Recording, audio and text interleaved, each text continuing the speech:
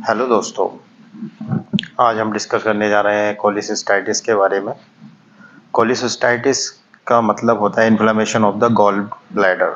Gall bladder का मतलब पित्ता, जो एक ऑर्गन होता है हमारे लीवर से लटका हुआ।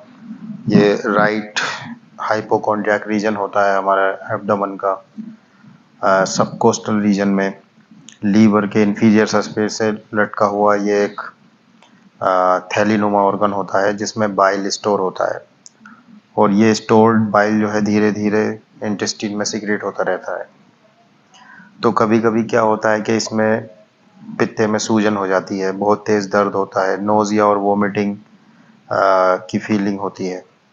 पेन जो है रेडिएट करता है डायाफ्राम की तरफ को, और फिर बैक साइड में स्कैपुला की तरफ को। तो inflammation of the gall bladder ये कोलिसिस्टाइटिस कहलाता है। अब ये दो तरीके का होता है, एक एक्यूट कोलिसिस्टाइटिस, एक क्रोनिक कोलिसिस्टाइटिस। एक्यूट कोलिसिस्टाइटिस में सीवियर पेन होता है, सीवियर पेन के साथ साथ नोज़िया, वोमिटिंग और फीवर की भी शिकायत रहती है। पेन जनरली बैक साइड को रेडिएट करता है। एक्यूट कोलिसिस्टाइटिस के कई कोजेस हो सकते हैं। मेन कोज तो इसका पित्ते में पथरी हो जाना होता है। पित्ते में जब पथरी हो जाती है तो बाइल डक्ट ब्लॉक हो जाती है। जब ब्लॉक हो जाती है तो उसकी वजह से जो बाइल है, बाइल जूस है, वो पित्ते में ही, गॉल ब्लैडर में ही इकट्ठा रहता है, जिसकी वजह से गॉल ब्लैडर फूल जाता है, उसमें तनाव आ जाता है, उसकी दीवारें मोटी मोटी हो जाती हैं और गॉल ब्लैडर के चारों तरफ फ्लूइड इकट्ठा हो जाता है, जिसकी वजह से बहुत ज़्यादा दर्द होता है। एक तो ये एक्यूट कैलकुलस कोलिसिस्टाइटिस कहलाता है, दूसरा एक्यूट अकैलकुलस कोलिसिस्टाइटिस, यानी ऐसा एक्यूट कोलिसिस्टाइटिस जिसमें पथरी नहीं होती हैं लेकिन कोई दूसरी वजूहात होती हैं जिससे कोलिसिस्टाइटिस होता है। जैसे कोई ट्रॉमा हो गया हो, बर्न हो गया हो, या फिर कोई इंजरी हो गई हो, इसकी वजह से भी ये एक्यूट कोलिसिस्टाइटिस हो सकता है। शुरुआत में तो गॉल ब्लैडर स्टेराइल होता है, लेकिन धीरे धीरे जाके इसमें बैक्टीरियल इन्फेक्शन हो जाता है। तो इसका ट्रीटमेंट हम एंटीबायोटिक और पेन किलर दे के इसका मैनेजमेंट कर सकते हैं। दूसरी तरीके का कोलिसिस्टाइटिस होता है क्रोनिक कोलिसिस्टाइटिस। क्रोनिक कोलिसिस्टाइटिस बार बार जब एक्यूट कोलिसिस्टाइटिस के एपिसोड्स होते हैं तो ये क्रोनिक कंडीशन बन जाती है। क्रोनिक कंडीशन ज़्यादातर असिम्प्टोमेटिक हो सकता है, लेकिन इसके भी काफ़ी कॉम्प्लिकेशंस होते हैं, जैसे ये कैंसर में बदल जाता है, गैंग्रीन हो जाता है।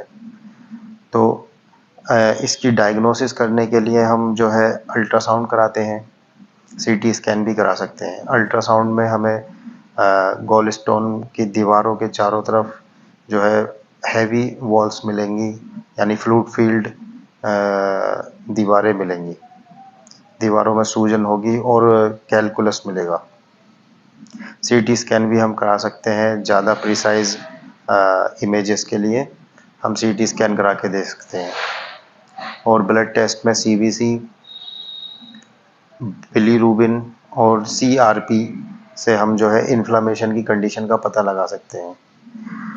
कोलिसिस्टाइटिस यूँ तो बहुत ही ज़्यादा भयानक कंडीशन भी होती है, क्योंकि जब सीवियर पेन होता है तो बहुत ज़्यादा परेशानी होती है। तो इसकी डायग्नोसिस के लिए कुछ तो हम ये रेडियोलॉजिस्ट के पास जाकर हम ये करा सकते हैं, लेकिन कुछ जो है हम साइन भी देख सकते हैं। जैसे एक बोआज साइन होता है, इसमें क्या होता है कि जो स्कैपुला होता है हमारा राइट शोल्डर की तरफ, जो स्कैपुला होता है उसके नीचे की तरफ दर्द होता है पेशेंट को। और एक मर्फी साइन होता है, इसमें क्या करते हैं हम पेशेंट के राइट हाइपोकॉन्ड्रिया यानी सबकोस्टल रीजन में हाथ रखते हैं, वो पेशेंट को सांस अंदर लेने के लिए बोलते हैं, फिर अचानक से छोड़ने के लिए बोलते हैं। तो अगर पित्ता फील होता है और अगर पेशेंट को दर्द होता है तो ये मर्फी साइन पॉजिटिव होता है। तो इसका ट्रीटमेंट जो है डिपेंड करता है इसके कोजेस पर। अगर ये बैक्टीरियल इन्फेक्शन की वजह से अगर इसमें इन्फ्लामेशन है तो जनरली ये मेडिसिन से ठीक हो जाता है। लेकिन अगर इसमें कोलिलिथियासिस हो गया, यानी पथरी हो गई है पित्ते में, तो इसकी सर्जरी की जाती है। इसमें ज़्यादा घबराना नहीं है। अगर ऐसी कंडीशन आपके साथ बार-बार हो रही है तो आप एक फिज़िशियन को दिखाएँ